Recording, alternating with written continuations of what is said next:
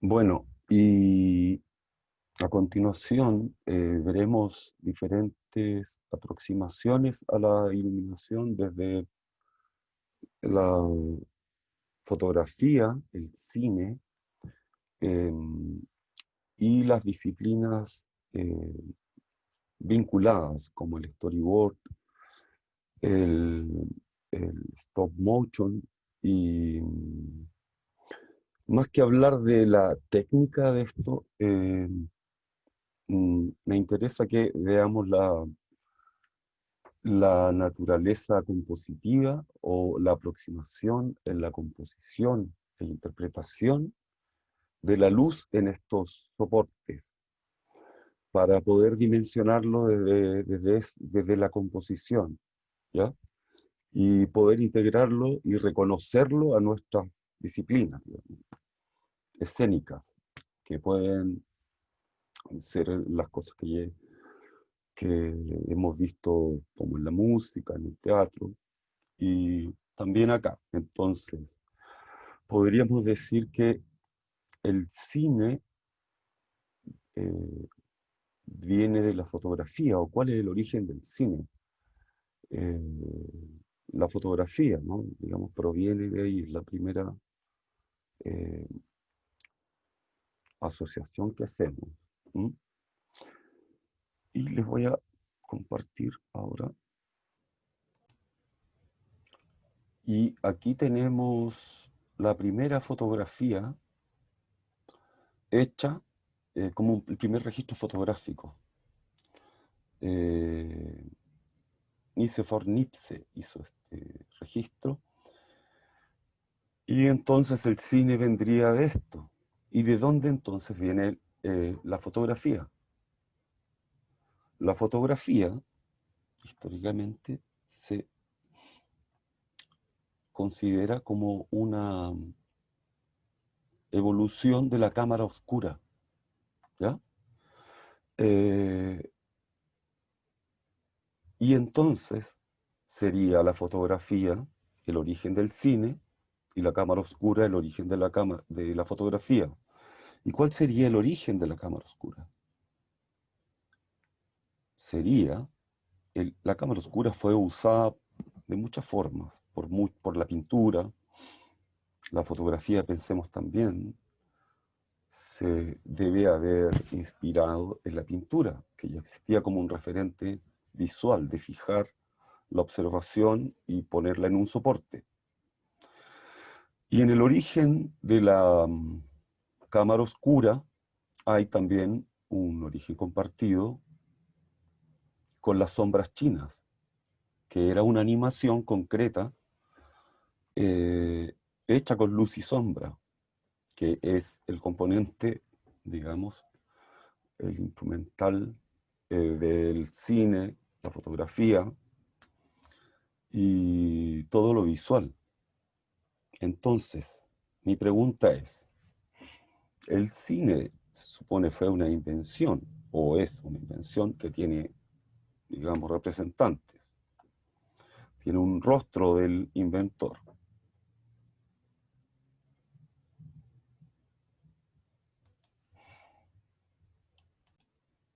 que es el señor Lumière. Ahí está con su invención. A lo que voy, ¿es el cine una invención? Es el origen del cine es la fotografía, y así la cámara oscura, las sombras chinas. En China también se inventó la cámara oscura por Mozi, un emperador, que le dedicó mucho energía y recursos a este tipo de implementaciones, indagaciones en la luz, publicó muchas, o sea, digamos, investigó mucho y se publicó mucho.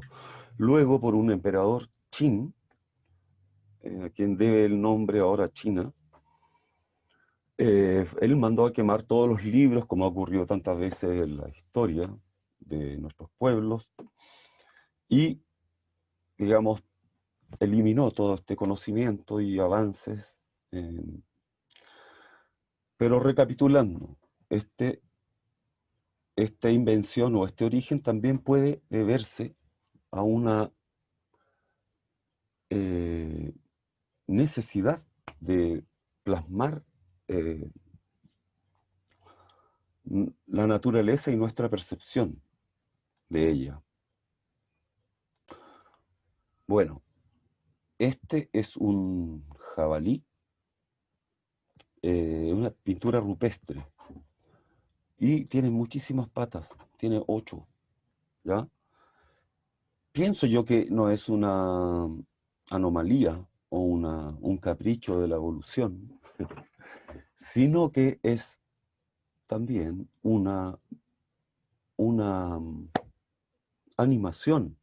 Yo veo un jabalí corriendo y también a veces vemos animales en acción, ¿no?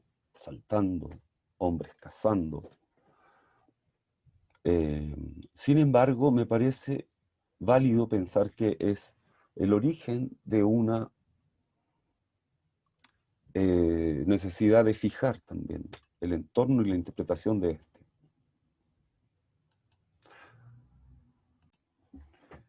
Y la acción y el movimiento existe, ¿cierto? Entonces también me surge otra pregunta. Entonces, más allá de ser una invención o un descubrimiento, eh, es una necesidad en diferentes etapas de nuestra existencia como especie. Lo podemos ver, que se ha manifestado de una u otra forma. Y nos proporciona la posibilidad permanente de descubrirlo. Nosotros lo podemos descubrir, tal vez no inventar las cosas, la foto en el cine, ni el stop motion, ni el storyboard, ni el, el cómics. Sin embargo, lo podemos descubrir permanentemente. Y en ese sentido, me interesa que lo vean así. Esta imagen es una fotografía de 3 generaciones de un baile del norte de Chile, en el altiplano, y se llama Baile Barrera.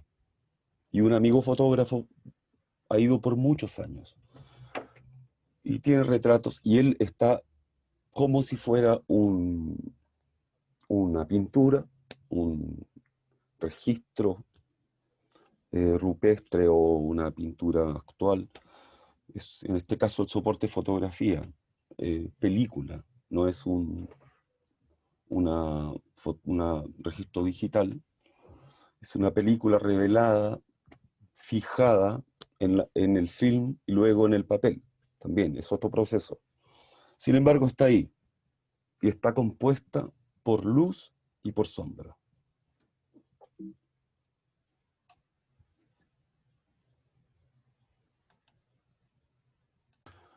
Entonces, la fotografía y los diferentes soportes van presentándonos una visión. En este caso es fotografía, entre comillas, periodística, pero es un fotógrafo muy, muy bueno. Sebastián Salgado se llama. Mm.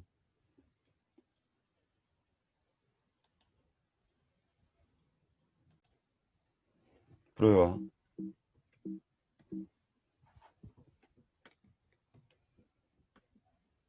deja pararlo.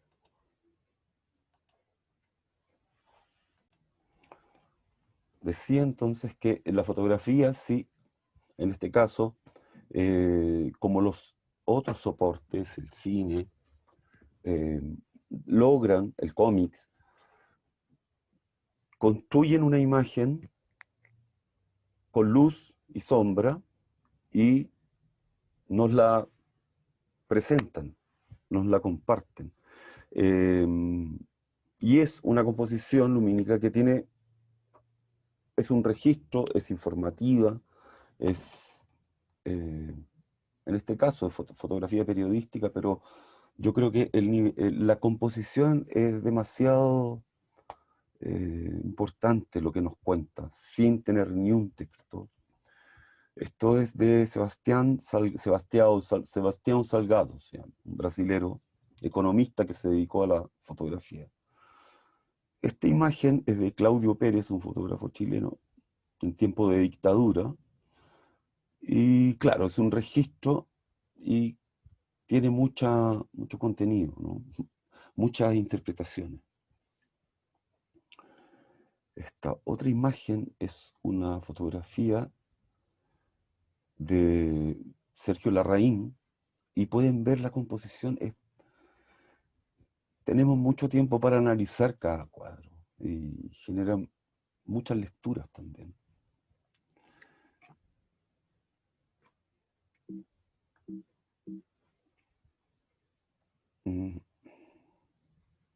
Acá también tenemos una imagen claramente construida, muy iluminada.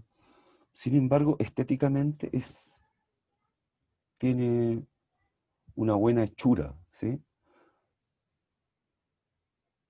Pero eso también lo tiene y tiene un contenido. Bueno, así está propuesta estas manifestaciones tienen múltiples lecturas. Este es James Natchway, un fotógrafo que es fotógrafo de guerra, pero aquí tiene un registro de industria. El mismo tipo en una situación de guerra y podemos ver que es, digamos, romántico o absurdo o muy triste la situación, eh, pero es en una situación de guerra, ¿ok? Esto es una peregrinación, un acompañamiento a una eh, etnia africana que por situaciones de sequía tuvo que emprender una travesía. El fotógrafo lo acompañó y dentro de su viaje tenía registrado todo. Y esto es un momento de muerte, sin embargo está bien compuesto, o sea, estéticamente puede ser una morbosidad. Hay interpretaciones que les molesta un poco, o sea, que manifiestan abiertamente su rechazo a registrar este tipo de cosas, de esta manera tan bella. Sin embargo, es la historia de la humanidad. Pienso que terrible sería ocultarlo. Ay, volvimos a... Voy a pausar para... Los principios ópticos de la... Los principios ópticos y técnicos de la fotografía son bastante similares a la cinematografía. Tenemos diafragma, que es la apertura del lente, eh, velocidad, que es el otro vector. Mientras más chiquitita es la apertura, va a entrar menos luz. Entonces vamos a necesitar más tiempo para grabar esa imagen, ¿ya? En la fotografía, al obturar. Entonces la obturación puede ser de medio segundo, un segundo. En relación a eso, mayor velocidad, más rápido es la obturación, menor luz. Porque si hay mayor luz, apertura del diafragma, y una velocidad lenta, va a entrar mucha luz. Y eso se va a velar. Se quema con luz. Entonces, esa relación es siempre, digamos, entre estos dos vectores. Es proporcional, invertidamente, ¿sí? Mientras más de una, menos de la otra.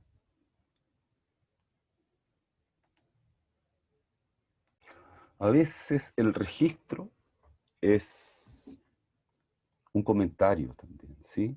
Pienso que incluso subconscientemente uno toma determinaciones, mide y obtura, ¿sí? Es como un cazador igual, porque tienes que tener claro. Entonces, aquí volvemos a lo mismo.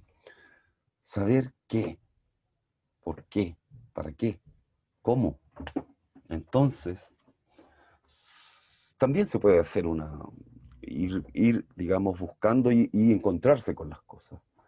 Pero al encontrarse, tener la claridad de componer.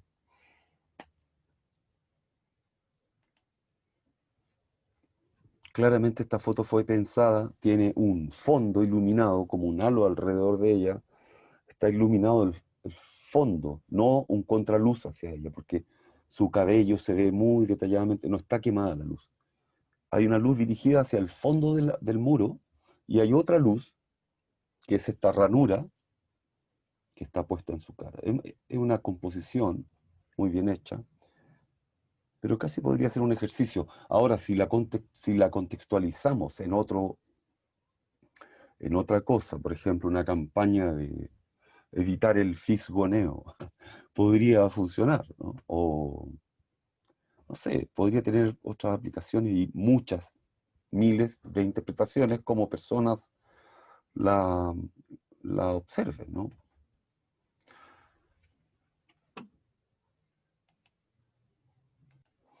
Una imagen en nuestros tiempos grafica un hecho también, ¿sí? Desde muchas disciplinas, pero por ejemplo la fotografía publicitaria tiene un objetivo claro, la fotografía periodística también. En esta imagen, por ejemplo, se podría considerar una fotografía periodística. Sin embargo, va a intervenir la editorial para seleccionar qué imagen pone luego de un hecho en primera página. Y luego las imágenes que acompañan la redacción van van a tratar de tener una coherencia con la editorial de un medio en este caso. ¿Cierto? Entonces, un medio puede seleccionar una imagen, otro medio puede seleccionar otra muy diferente y se refieren a un mismo hecho, ¿sí? Esta es una imagen de una cotidianidad. Me gusta porque el fotógrafo es Robert Capa y tiene la capacidad de lograr desnudar, entrar en la escena íntima de o del retratado o los retratados. Poder estar como tranquilo, sin llamar la atención. Tal vez es un gesto de confianza también que le permitan a alguien ver a una persona como esta en su naturaleza, no en el personaje, digamos, público, como un artista, pintor. Entonces, es también una imagen muy lograda como la anterior.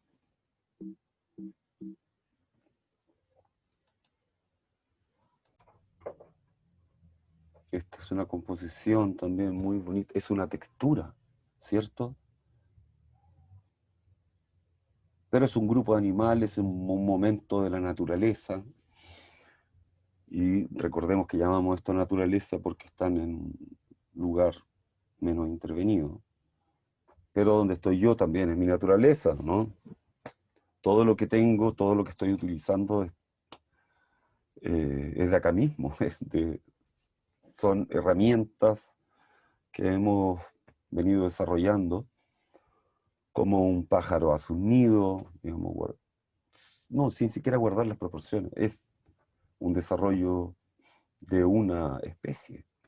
En este desarrollo también la luz nos permite, digamos, tratar de aproximarnos desde otro lugar, desde lo que vemos y qué es lo que vemos y qué nos genera. Nadie podría decir que esta imagen no es triste, ¿no? Pero tampoco podríamos decir que no es una obra impresionantemente bien compuesta. Eh, Esto no fue modelado claramente y nos permite, digamos, pugnar solamente dentro de nosotros mismos, eh, entre lo bello y lo real, que puede ser una composición, y lo que nos afecta también, porque esto está ocurriendo, lo sabemos, y es una forma de enterarnos y hacernos parte, ¿m?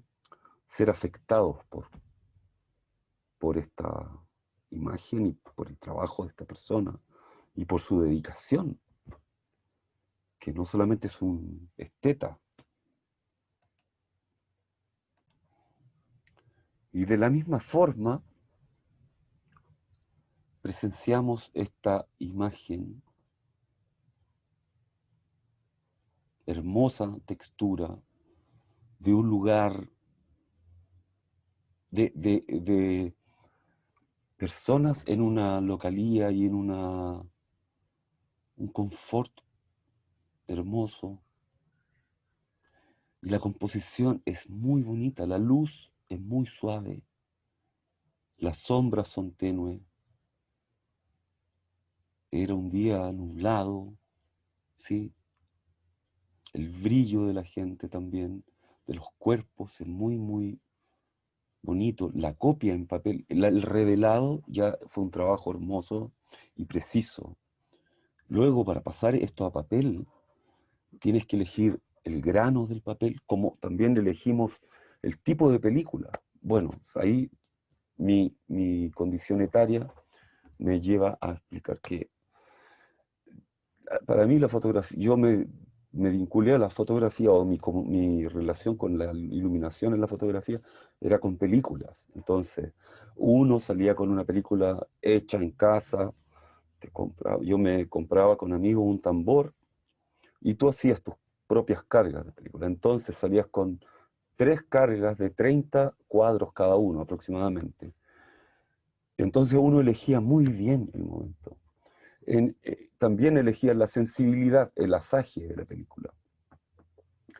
Eh, entonces uno puede ir concluyendo siempre, así como ustedes bailarines, directores, intérpretes, pueden saber de qué está hecha la pieza que están, digamos, presenciando, más que otro que viene de otra área.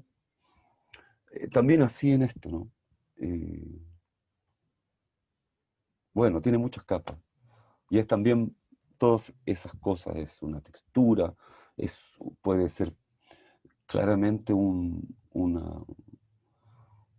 punto de inicio de un ensayo antropológico, sociológico, y todas esas zoologías, está muy bien con la academia, pero son formas de observar y de convivir que han pasado a ser casi un laboratorio.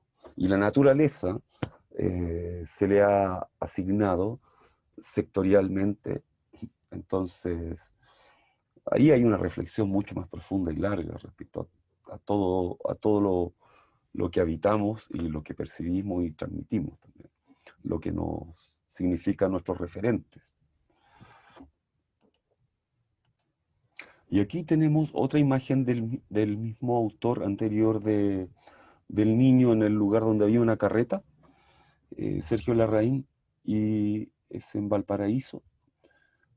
Y es una fotografía, podríamos hablar de simetría, una fotografía increíblemente bien compuesta, podría entrar en una, en un ensayo arquitectónico.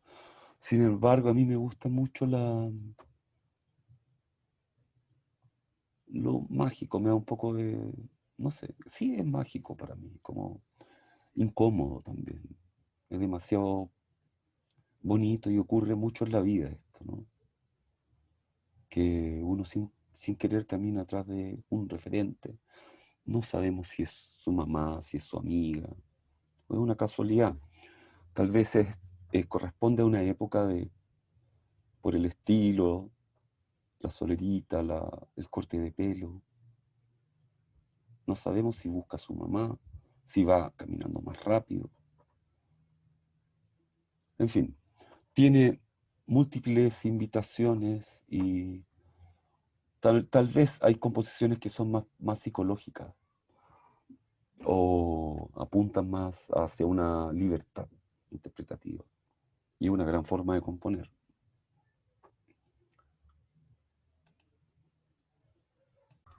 Y esta fotografía también me gusta mucho, de un fotógrafo, Marcelo Montesinos se llama, y toma un- una parcialidad de la realidad y de su espacio inmediato en un horario difícil para los fotógrafos, para lo audiovisual en general, ¿no? Que es la hora dura del mediodía, pasadito. Esta foto está entre las 11 y la 1, dependiendo, ¿no? De donde esté.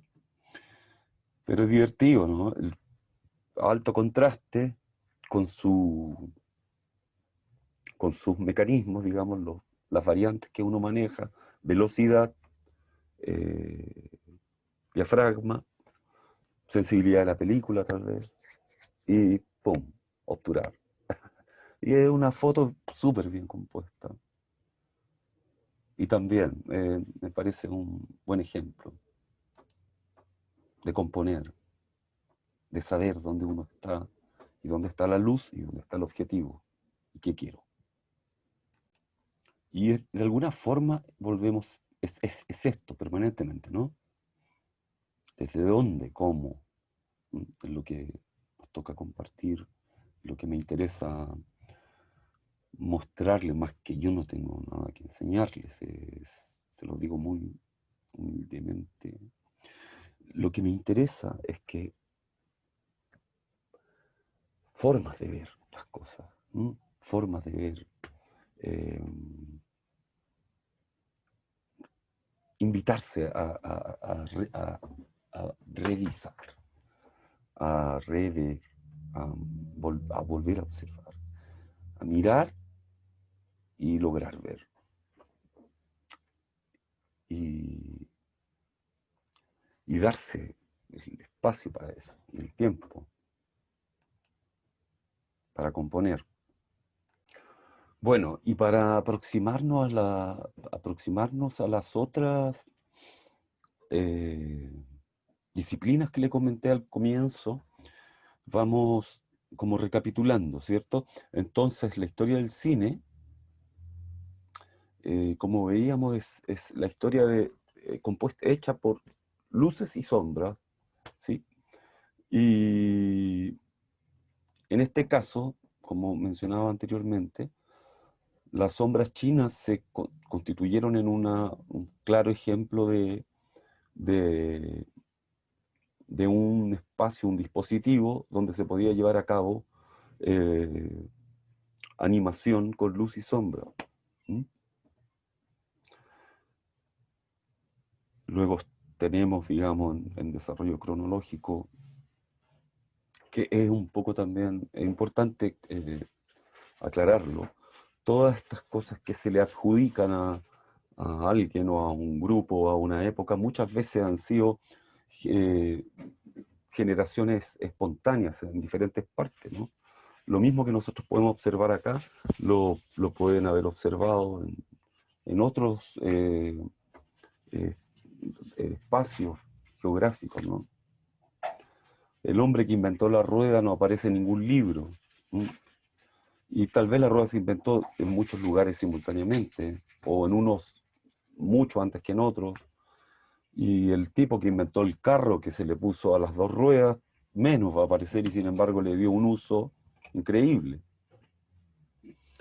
Eh, de la misma forma, creo que estas cosas se desarrollan y se encuentran en, no en los espacios esperados solamente o convencionales, como la academia y las ciencias que, digamos, van albergando todos estos hitos y los van datando y les van dando autoría, cosa que nosotros podemos reconocer en nuestras comunidades originarias, que hay un avance superlativo. Tenemos pronósticos de eclipses, de fenómenos astronómicos complejos y sin instrumental. Entonces, algo pasa, ¿no? ¿De qué me están hablando? Y bueno, la cámara oscura se convierte, como veíamos ahí, en el principio de la fotografía, y es importante mencionar que fue utilizada por diferentes personalidades de nuestra historia y en diferentes épocas. ¿Mm? Al-Hassem, en el año 1000, él dedicó mucho tiempo a hacer un tratado sobre luz. Y también en ese tiempo la ciencia en el mundo árabe tenía mucho espacio y dedicación. Y salían a buscar, digamos, libros, y se generó un tiempo de mucha proliferación, mucha investigación y indagaciones, conclusiones y una permanente curiosidad. De ahí derivan muchos términos que nosotros utilizamos: algoritmo, eh, alcohol, álgebra y así.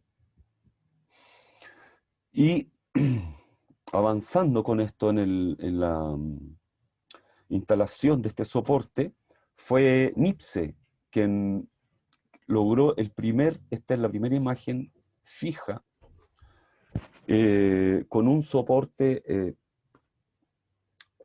sensibilizado a la luz, y que él denominó heliografía. Eh, También hizo la comparación del aparato, que aquí claramente es un aparato evolucionado, con la óptica humana. Tenemos los mismos componentes, las mismas funciones por diferentes partes de nuestro ojo.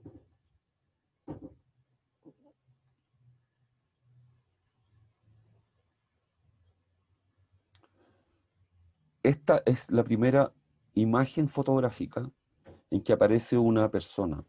¿Mm? Y la hizo Luis Daguerre, se le llamó el daguerrotipo. Él era contemporáneo a Nipse, pero él perfeccionó más el asunto del soporte, con qué lo impregnaba el soporte para fijar la película, para que la película se grabara. Eh, y en esta imagen, la imagen anterior, la fotografía tuvo un tiempo de exposición larguísimo, tiene muy poca definición y tiene mucho grano grande, que vendría a ser el equivalente de un píxel. Sin embargo, aquí vemos mejor definición y era un día de mucha actividad, solo que la velocidad de exposición hace que nada esté en el cuadro. ¿Mm? Todo está inmóvil, exceptuando acá, en este rinconcito, es la primera figura humana que aparece en una fotografía. Y es muy interesante porque si lo analizamos, da para mucho. Pero para acotar este comentario, que me gusta mucho esta imagen, este hombre se estaba lustrando los zapatos, entonces es una posición fija, ¿sí?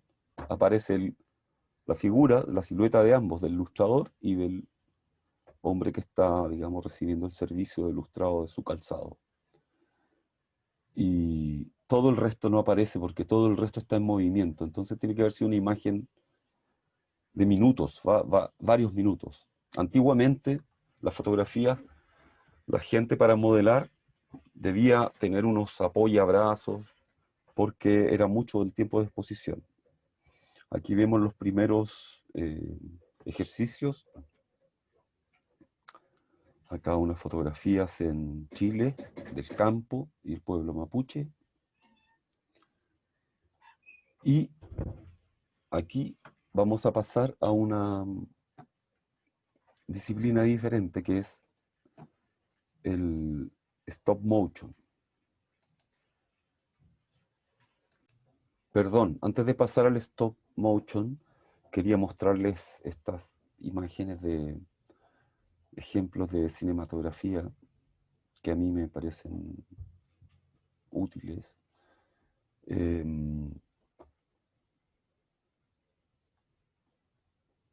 Aquí está la naranja mecánica en un cuadro que es muy, digamos, icónico, muy recordado, muy utilizado también para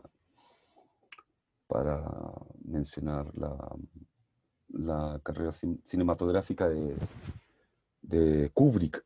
Pero esta imagen, digamos, analicémosla así por sí sola. Es un contraluz que lo hemos visto, lo vimos en los tiros de la direccionalidad, ¿cierto? Y hablábamos sobre el contraluz, vimos los eclipses, hablamos sobre nuestros referentes de contraluz, si es cálido, si es frío. En este caso es en blanco y negro, y la disposición de los cuerpos, el desplazamiento en grupo, hay una uniformidad también, ¿cierto? La uniformidad también siempre nos dice, nos separa de un grupo de otro. Vienen con utensilios, no parece que vienen a cocinar, vienen con palos, y esta imagen del viejo es preocupante, ¿cierto? Miren, es una doble silueta. Él es una sombra, ¿sí? Es un hombre que está en la calle, una situación lamentable, es viejo, y está la silueta de su sombra. O sea, está la sombra de su silueta. Encuentro que es una imagen muy profunda. Claro, la acción no parece tener nada que la detenga, ¿no? Sabemos lo que va a ocurrir. Pero esta postal me parece que ahí se logra que se inserta en nuestra memoria visual y es no sé si para bien o para mal, pero es un referente cultural. Técnicamente podríamos decir también, de acuerdo a lo visto, lo podrían también concluir ustedes, lo puede concluir también cualquier persona, que la fuente es una sola, ¿cierto? Parece muchísima luz. Entonces podríamos decir, ya, utilicemos muchísimos focos. Dijimos que la intensidad se puede generar al sumar muchos instrumentos. Muchos instrumentos potentes van a iluminar mucho más que pocos poco potentes, ¿sí? Sin embargo, aquí hay una cosa importante de destacar. La presencia de ellos, del contraluz, tiene una extensión, una proyección, que es su sombra. Y podemos ver, como vimos en la imagen de las palomas, que el señor Sol las iluminaba, entonces tenían cada una sombra que las duplicaba. En este caso, la fuente es solo una sola fuente. Y para que ilumine con esta potencia, si vemos el grano de la imagen, lo pudiéramos ampliar, sabríamos que es una película de baja sensibilidad, para que tenga cierta nitidez a distancia. Entonces, podemos intuir que es un foco muy grande, muy grande. Puede ser un Fresnel de 15 kilos, de 20 kilos, y así. Aquí la iluminación es bastante suave, pareja. Esta es una imagen en blanco y negro. Esto es sangre por todos lados. Pero al ser en blanco y negro, vemos la texturita, ¿sí? Y sabemos que el tipo eh, está... eh, sabemos la película, si, para quienes la vieron. Pero si no, es una escena bastante decidora por el gesto de autoiluminación. Tiene un líquido también, ¿cierto? Y esta es una imagen muy tierna de una película muy tormentosa, según yo, sobre una historia de amor y sus consecuencias. Y tiene una visualidad muy original, compleja, pero se ve todo el tiempo como algo muy simple. Y una dirección de arte y actoral muy, a mí me parece una muy buena película, perdón. Y aquí llegamos a un aspecto que es una disciplina,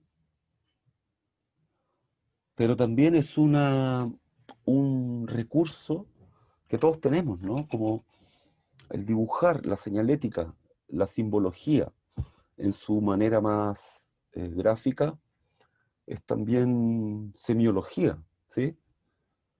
Y me importa porque es un ejercicio y una disciplina de trazos breves que deben ser muy elocuentes.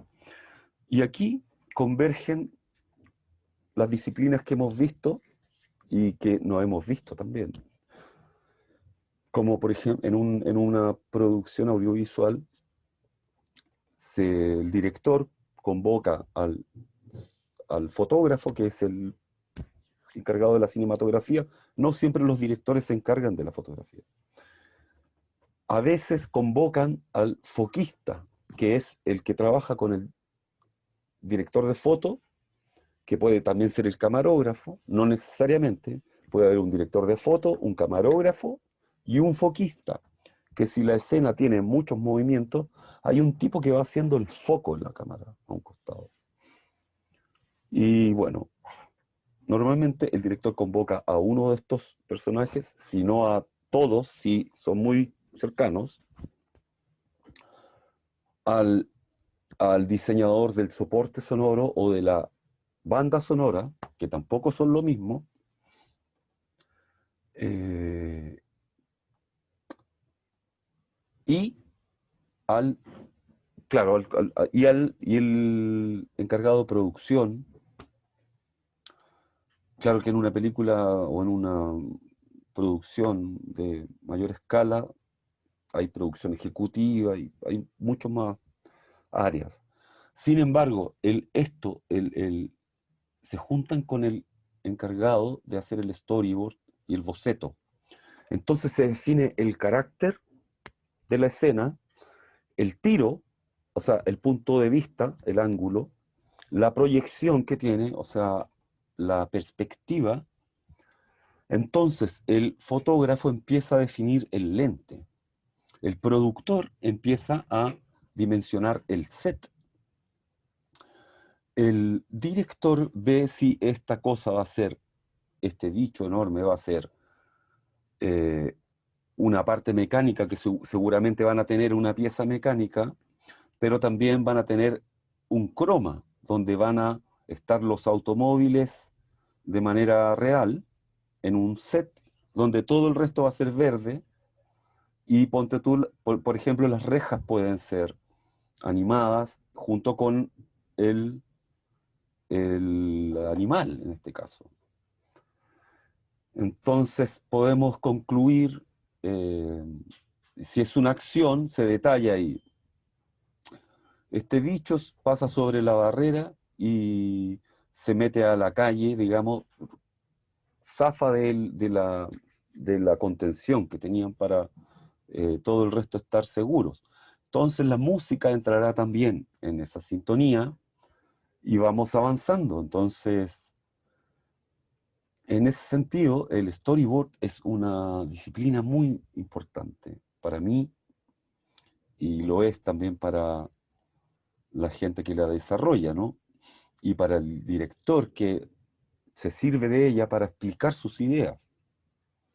Muchas veces una persona que te interprete tu idea y haga el storyboard, aquí podemos ver, por ejemplo, el detalle de esta película, Psicosis, de Hitchcock, que estos fueron planos como innovadores. Y él era no sé, pues pasó a la historia como un tipo que digamos, inventó esto. Yo, todos hemos tenido acceso a esto, ¿no? Un- una aproximación de nuestra madre en un día festivo que nos quedamos, no sé qué, sin hacer la tarea para la escuela, y vimos su boca así gritándonos, ¿no? o miedo, o este close-up, este acercamiento a los ojos, muy expresionista. Sin embargo, fue una innovación en la disciplina. Y así han habido muchísimas. Aquí vemos un storyboard bastante bien realizado, con mucho detalle, de Forrest Gump, ¿ya? Ahí tenían que suplir la imagen con croma, postproducción, mezclarlo, hacerle una iluminación. Y fíjense, ¿ah? Él está maquillado, tiene una ropa de época, de la misma época, está un descolorido muy intencionado, ¿cierto? Una luz parecida, el grano de la película con que se grabó, seguramente debe haber sido una- un soporte similar al de este personaje, un Betacam, por ejemplo, una película de cinta, y así. Bueno, aquí hay una pequeña definición que hice para esto, pero claro, dice acá que es para un boceto rápido para poder entenderlo con facilidad. Yo creo que el boceto es una cosa, es como la gente que habla poco. ¿Se han fijado que los viejos, mientras uno va avanzando en la vida, va hablando menos, pero va diciendo más? Debiera ser una constante para todos y para la apreciación que tenemos también de la gente mayor, de nuestros viejos. Y bueno, no quiero, digamos, retomar eso, no es una opinión, digamos, así azarosa. Eh, Porque el trazo, el boceto rápido, yo creo que es también una forma de ir a lo preciso.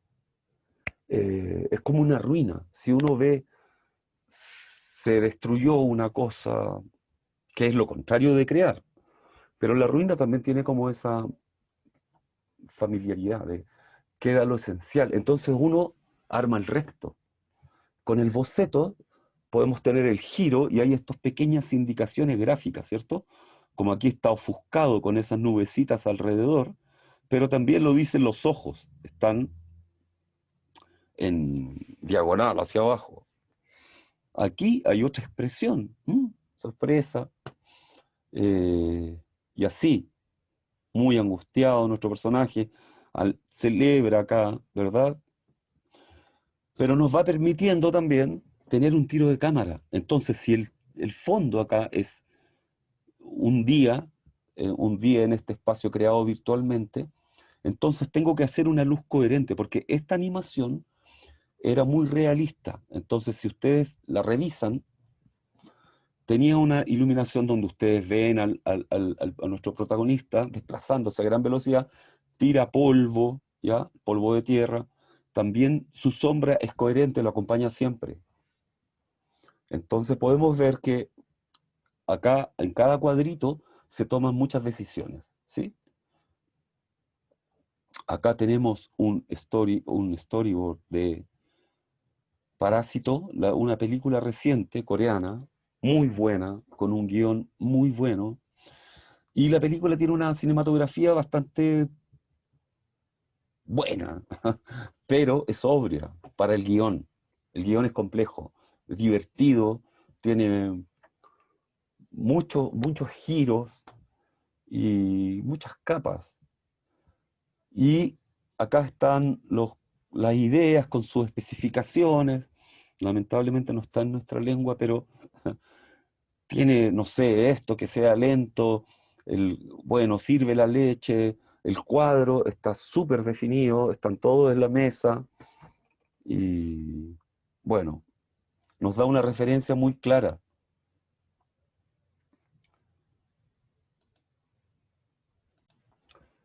Y acá tenemos un ejemplo del cómics, ¿cierto? Bien negro este cómic, ¿cierto?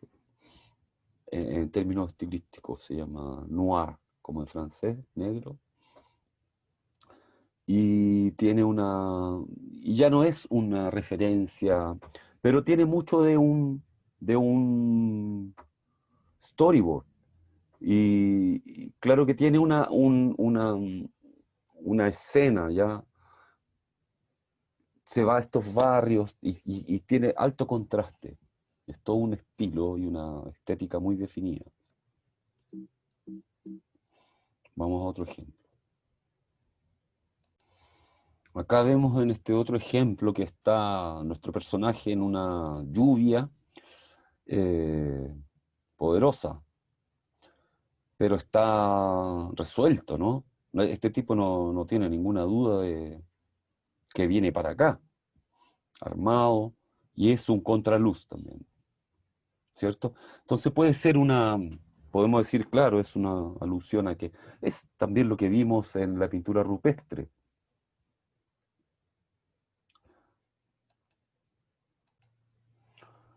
Acá tenemos un juego interesante con las sombras, con el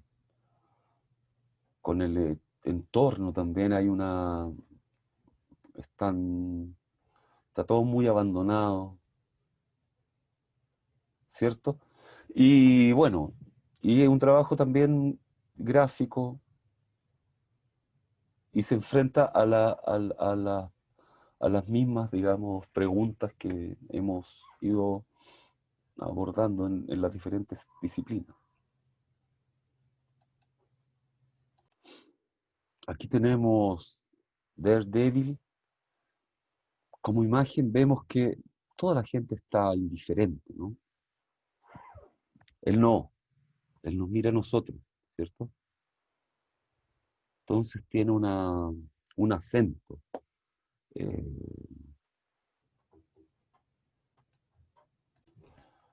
Podría haber algo similar en la composición.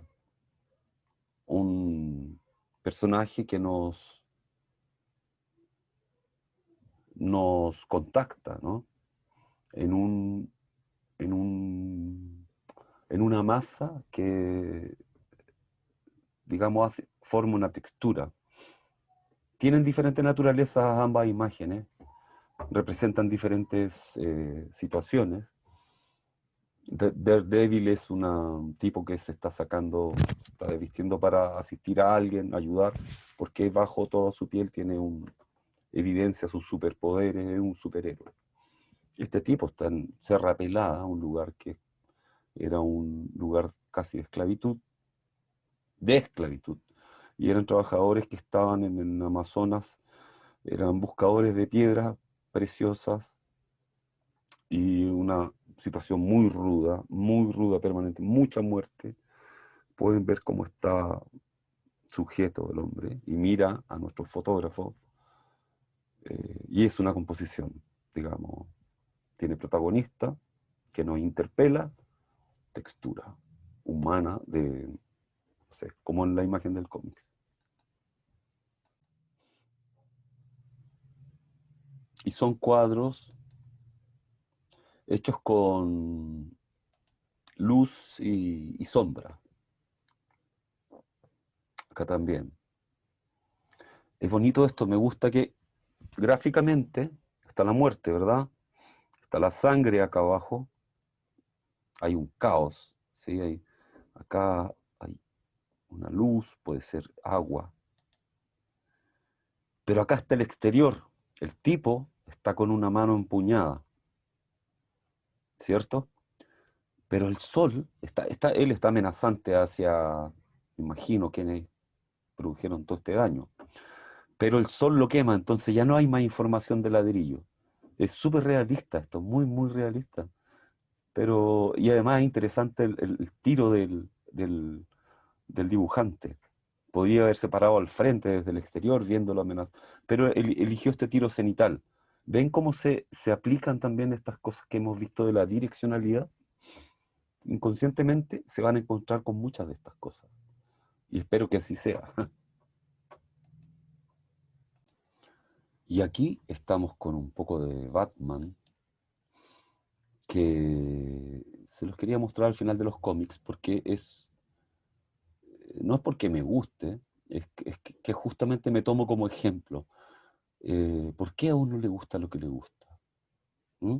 ¿Por qué ustedes deciden hacer esto queda o esto voy a mostrar para mi ensayo, algo coreográfico? Uno se hace o se tiene ese encuentro, pero debiera, pienso yo, lo voy a hacer, debiera darle espacio a la pregunta, a preguntas sobre lo que a uno le gusta y por qué. Y también sobre lo que a uno no le agrada. ¿Por qué? Puede aprender muchísimo uno sobre esas cosas. Aquí, Batman en particular me llama siempre la atención desde que era chico, porque era entretenido, bonita la gráfica y todo, y siempre se ocultaba, pero era un tipo ya más grande, entendí que uno se da cuenta que el tipo es un justiciero, no tiene superpoderes, tiene mucho dinero, tiene rabia, eh, él trabaja o funciona activando la venganza, digamos, y, y una especie de bipolaridad o tripolaridad, porque lo conduce muy bien, tiene muchos recursos intelectuales, financieros, físicos, eh, y él cuida la ciudad y siempre está iluminado desde abajo. ¿Se acuerdan que les dije que el contrapicado muchas veces tiene harta referencia? Puede ser de lo diabólico, de el origen de las artes escénicas también, como las candilejas antiguas de aceite de ballena. También si este hombre está parado en la cumbre de un edificio, como es el caso de casi todas sus vigilancias, claramente va a tener una luz de contrapicado. Entonces, otra lectura del... Ay, perdón, aquí está al revés. Acá vemos una imagen contraluz también, que esta es la fuente de sus motivaciones, ¿no? La muerte de sus padres, es donde él se inclina. Es muy gráfico, encuentro. Uno aprende también eso, ¿cierto? Que inclinarse es cuando uno hace una ofrenda en el ámbito religioso, puede ser, pero no en todas partes igual. El negro para nosotros, digo nosotros, somos controlados por Occidente, nos norman sus decisiones en muchos casos. El negro es luto, eh, el blanco es pureza. En otro contexto cultural, geográfico, la India, el blanco es luto. Y, y así, el amarillo en otro lugar tiene otro valor, otro sentido se le otorga. Aquí lo vemos nuevamente frente a la imagen de sus padres. Es como entrar en la psicología. eh, lo psicológico de los personajes o de lo que estemos montando nos va a permitir hacer otro tipo de acentos no realistas, zafar de lo realista. Aquí, por ejemplo, podemos ver lo que le ocurre o podemos intuirlo. Sin embargo, el diseñador, el dibujante, le da una luz muy coherente. Miren la sombra de la lámpara y miren la luz que él tiene en su hombro, no tiene en el hombro derecho, entonces la fuente viene de allá. Eso nuestro cerebro lo procesa y lo asimila como una cosa coherente física y gráficamente. Aquí el contrapicado, ¿cierto? Es una escena poderosísima. Eh, y claro, esto lo reconfirma. Es una escena fuerte, no debió haber entrado tal vez, pero bueno. Y quería pasar a un último ejemplo. Bueno, y aquí tenemos una pintura rupestre que es del sur de la Patagonia, yo conozco este lugar, he estado ahí, y en esa zona hay mucha pintura rupestre. Cuando yo era muy joven, viajé por allá y, y tuve un trabajo de varios meses con gente de la UNESCO. Fue una fortuna. eh, y los acompañé buscando, eran dos personas, y buscaron durante 3 meses pintura rupestre en Patagonia porque había sido la erupción de un volcán, el Hudson. Entonces, mucha ceniza, y se sabía que habían lugares. Esta zona, esta pintura, se llama Cueva de las Manos y está por la ruta atlántica de la Patagonia, del lado argentino, y en la zona argentina y chilena, que están muy cerca, hay mucho. Entonces ellos estaban buscando y registrando para que esta organización mundial, UNESCO, le diera protección a estos lugares. Entonces así no pueden ser intervenidos, no pueden ser alterados. Acá en Chile al menos no es como en otros países, como en México mismo, yo sé. Eh, hay lugares arqueológicos muy importantes que no tienen ningún tipo de cuidado. Entonces, bueno, voy a otra cosa. Quería culminar con esta imagen, porque aquí, como en la imagen del- de los cómics final, está lo mismo. Hay un modo, una intención de graficar algo. En este caso son manos, aquí habían bastantes más figuras. Todas las manos están hechas de diferente forma. Hay algunas técnicas que se repiten. Yo contaba los dedos, contaba cuántos eran derechos y cuántos eran zurdos, dependiendo de la técnica. Aquí hay técnicas que son como un spray, como un soplado con hueso de un ave que hay en esa zona que se llama ñandú, que es como un avestruz, pariente, un poco más pequeña, y su hueso más largo de la pata, como la canilla nuestra, era huecada, y se hacía pintura. Hay diferentes tipos de pigmentos con tierras de las zonas, eh, vegetales, con raíces de tubérculos y con eh, minerales también, ¿ya? Y hay formas de tirar la pintura mezclada con aceite de grasa animal y soplada por este hueso. Entonces pueden ver las manos puestas y pintado alrededor. Hay imposición de manos pintadas, ¿ya? Y hay otras que tienen ambas técnicas. Y hay otras de mano sobre mano. Entonces, una complejidad y desarrollo de tecnologías.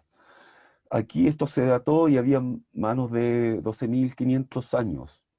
Hay otras de 8.000. Entonces, además, los colores eran utilizados para eclipse lunar, se veía otra cosa.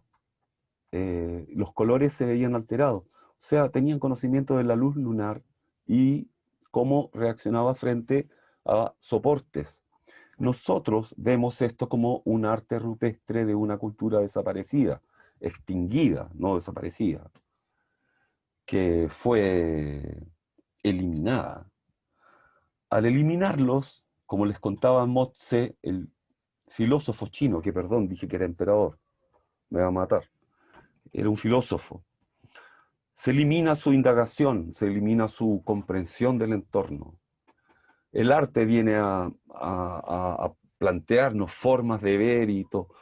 Y esto era un registro etnográfico, era es un, no un testimonio solamente. Aquí hay una composición compleja, hay una observación profunda y antigua de el entorno y de los fenómenos que nos propina y nos provee, digamos, de todo lo que ocurre y con lo que nosotros interactuamos, está siendo registrado, procesado y, y digamos, manifestado en nuestros contextos culturales y cronológicos.